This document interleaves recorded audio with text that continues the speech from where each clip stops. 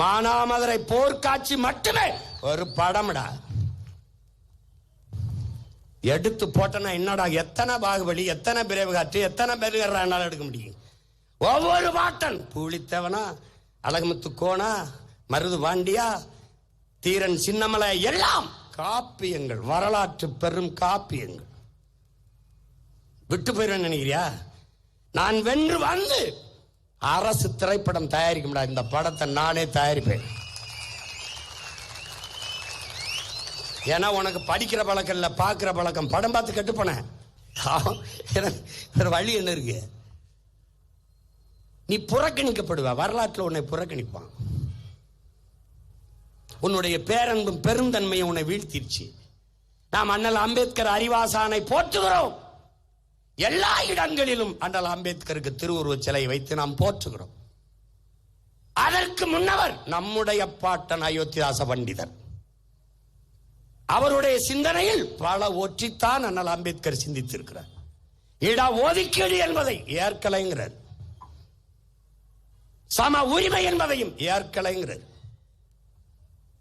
காரணம் என்ன? நீ பங்களாவில் வாழ்கிறாய், மாளிகையில் வாழ்கிறாய், நான் குடிசையில் மண் குடிசையில் இருக்கிறேன். ரெண்டு பேருக்கு சம உரிமை அப்படி?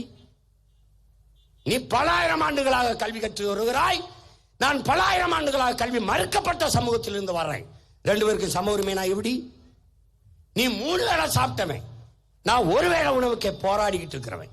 ரெண்டு பேருக்கு சம உரிமை எப்படி? அப்ப என்ன பண்ணு? உரிய உரிமை, உரிய பங்கு கொடு.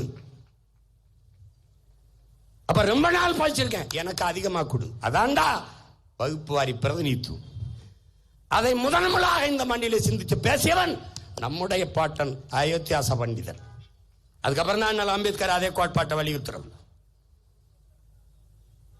எத்தனை இடத்துல அயோத்தியாசர் பண்டிதருக்கு நினைவிட வச்சிருக்கடா, செலவு வச்சிருக்கடா? எத்தனை இடத்துல தாத்தா ரத்தமலை சீனிவாசனையும் போற்றிருக்க, எம் சி ராஜா போற்றிருக்க, எங்க போற்றிருக்க?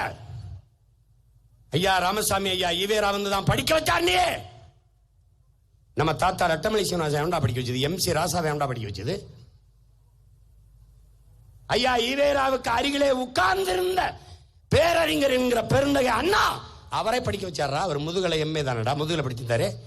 அருகில் இருந்த ஐயா நெடுஞ்செலியனை படிக்க வச்சவன் யாரா? அருகிலே இருந்த ஐயா அன்பழகனை படிக்க வச்சது யார்? ஐயா ஈவேரா இல்ல, நம்ம பாட்டன் அண்ணாமலை செட்டியாரா. அண்ணாமலை பல்கலைக்கழகத்தில் பயின்றவர்கள். சும்மா நீ சொன்னது நம்பிருது. அவர் தான் படிக்க வச்சார்.